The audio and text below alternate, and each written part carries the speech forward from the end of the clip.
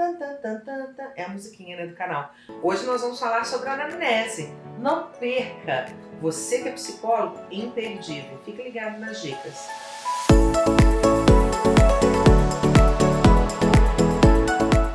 Nós vamos conversar sobre a importância do exame clínico psicológico, a anamnese clínica. Para quem não viu o vídeo anterior, tá aqui ó, no card, que é o vídeo da diferença de entrevista psicológica, teste psicológico, né, e psicodiagnóstico. Vejam esse vídeo para vocês entenderem melhor. Como eu disse, a entrevista é um instrumento ouro do profissional de psicologia. Todo psicólogo, né, tem que saber fazer bem uma entrevista. E aí muitos alunos, né, e até profissionais se questionam às vezes qual seria esse roteiro, como é que eu vou estruturar essa minha entrevista, porque a gente já sabe tipos de entrevista. A gente tem entrevista aberta, entrevista semi-aberta e entrevista fechada, que também é conhecido como entrevista diretiva, não diretiva e semi-diretiva. Vários nomes, né, para essas possibilidades de entrevista.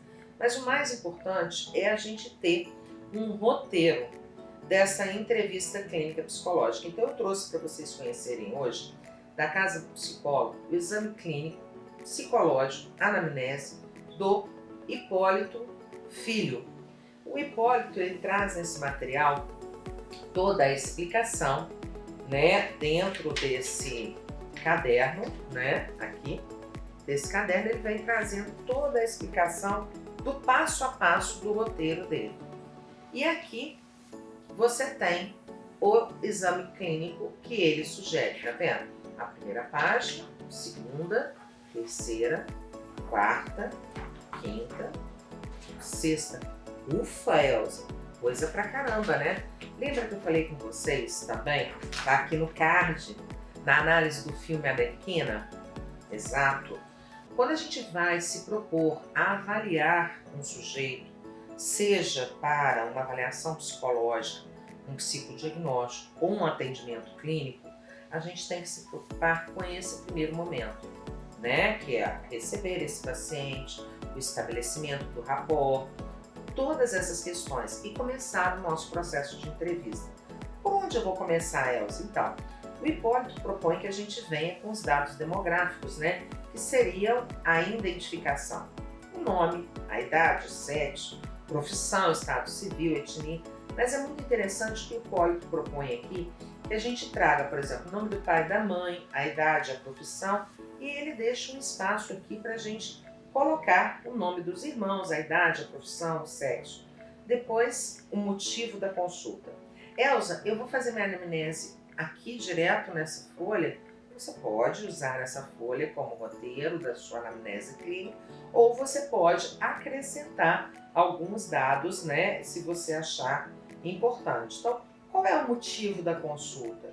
Qual é a enfermidade atual? Há quanto tempo essa pessoa está sofrendo dessa enfermidade? Forma de início, como é que iniciou esse processo? Né? Sintomas principais, sintomas secundários, antecedentes clínicos, recursos utilizados anteriormente. Isso ele dá o nome de enfermidade atual. O outro tópico, seria o quarto tópico, é a história pessoal. Gestação, infância, escolaridade, adolescência, sexualidade, hábitos e interesses sociais. Então aqui eu estou lidando com o quê? Com toda essa movimentação do paciente, ou seja, qual é o histórico pessoal desse sujeito, o histórico escolar desse sujeito, como foi a sua infância, a sua adolescência, a sua juventude, como essas questões da sexualidade, quais são os hábitos, quais são os lazeres, quais são os interesses sociais, né, desse sujeito, quais as atitudes, a história familiar, quem era esse avô, quem era essa avó, né, a história social e ocupacional, e se tem o CID, porque geralmente muitos pacientes vêm para o nosso consultório já encaminhados por um psiquiatra, por um neurologista, cardiologista, endocrinologista, nutricionista. Vários são os profissionais que podem nos encaminhar um paciente e já trazer um direcionamento de um diagnóstico já com o CID, que é o Código Internacional de Doença. E aí você vai fazer as suas observações. No roteiro 2, na parte 2 do roteiro, o Hipólito traz uma coisa que eu acho assim, fundamental, que é a parte da entrevista onde nós vamos trabalhar o que a gente aprende na faculdade, análise e observação do comportamento. Então, como é que esse paciente chega ao seu consultório? Como ele vem vestido, né? Ele está adequado? Ele está todo descombinado, né? Está rasgado ou está sujo? Está sem a barba para fazer, né? Está com cabelo oleoso? São coisas que você não vai perguntar para ele, olha, você está com cabelo oleoso? Claro que não, né, lindeza? Não vai fazer uma coisa dessa. Você olhou, observou, cara de paisagem, vai fazendo as suas anotações. Então, cuidados pessoais, higiene, estado de nutrição, né? E as consciências e níveis de alerta. Então, a gente vai trabalhar com atenção, estado de consciência, confusão mental, fluência verbal, né? Se esse sujeito ele consegue trazer para você um começo, meio e fim, né, da história, ou seja, tem essa fluência verbal. Os estados emocionais, como é que são as expressões faciais? Por exemplo, o Marcos está aqui me gravando e ele está me olhando ali. Eu estou vendo pela expressão facial dele se eu estou indo bem ou se eu não estou indo. Se ele faz uma cara assim, eu já sei que deu ruim na gravação. Então essas expressões faciais a gente tem que estar observando, porque às vezes a pessoa fala para mim assim, como é que você está se sentindo? Você aí que está me ouvindo, como é que você está se sentindo? Eu estou muito alegre, estou alegre pra caramba.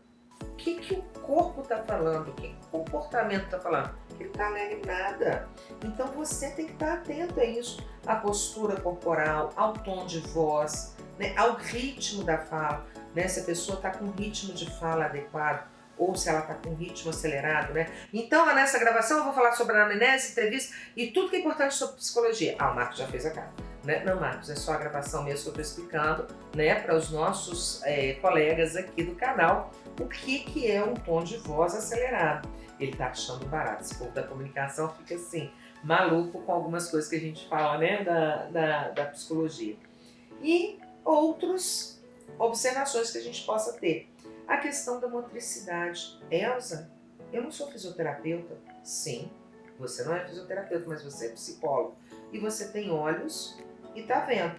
Uma pessoa entra na sua sala com uma destreza diferente, com um mancar ou com uma dificuldade no andar, uma dificuldade no sentar, você está percebendo.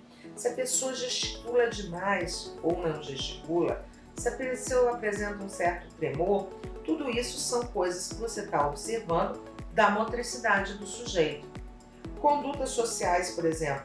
Quando você foi entrevistar essa pessoa, você está perguntando para ela, então Marcos, você me disse que está alegre, né? E ele respondeu daquele jeito, não foi? Não, estou alegre, estou muito alegre, né? Então, qual a motivação para te responder? Por exemplo, se faz uma pergunta para ele, como é que é a sua relação com a sua família? Boa. Como é que é a sua relação no trabalho? Boa. Como é que é a sua relação com seus amigos, né, no seu lazer? Boa. Então, né, qual a motivação? Será que ele está envolvido naquilo que a gente está trazendo? Ele é colaborativo com você durante a sessão?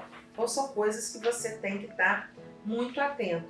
Outros conteúdos específicos que você tem que explorar são os processos cognitivos. Como a gente já falou e como vocês sabem, a cognição é a grande umbrella da psicologia. Então, ali embaixo está a atenção, processos perceptuais, orientação espacial e temporal, memória, pensamento e linguagem, né? Então, todos esses estados a gente tem que observar como o paciente se apresenta. Uma outra coisa importante são a exploração dos estados emocionais. Ele apresenta apatia, irritabilidade, impulsividade, afetividade, ele demonstra autoestima, euforia, um senso muito grande de moralidade, como essa questão da religiosidade, apresenta traços de depressão, tem uma certa labilidade, agressividade, então eu tenho que estar percebendo nesse momento da entrevista se esses estados emocionais se fazem presentes, né, na entrevista. E explorar muito todas as questões das atitudes sociais, como família, trabalho, amizades. E, claro, verificar quais foram os exames que essa pessoa realizou anteriormente, né? Primeiro, os exames clínicos, se ele já fez exames psicológicos, em que momento, em qual situação, porque eu posso perguntar para ele, você já fez uma avaliação psicológica? E ele me responder, sim, Elza, eu tenho carteira de motorista, eu fiz o psicotécnico lá para tirar a carteira, né? Provas psicomotoras, se ele fez testes de personalidade e outros. Se ele foi atendido por um psiquiatra, foi por um clínico, um neurologista, ele tem alguma doença venérea, ele tem algum outro tipo de doença que é necessário medicação? Se está sob o uso de medicação, sim, qual? Em que dosagem? Tudo isso a gente tem que entender para que a gente possa chegar a um entendimento, né, e estabelecer as estratégias para o nosso trabalho, para a nossa atuação e para que a gente possa caminhar para a evolução do tratamento desse sujeito. Então eu espero que tenha sido claro, né? Não se esqueça, lindeza, de se inscrever no canal e dar aquele like, porque assim a gente vai saber que você está gostando dos nossos conteúdos. E participe, deixe seu comentário e não esqueça da musiquinha. Clique, clique, clique, clique, clique, clique, like, like, like. Um beijo, lindeza, até a próxima.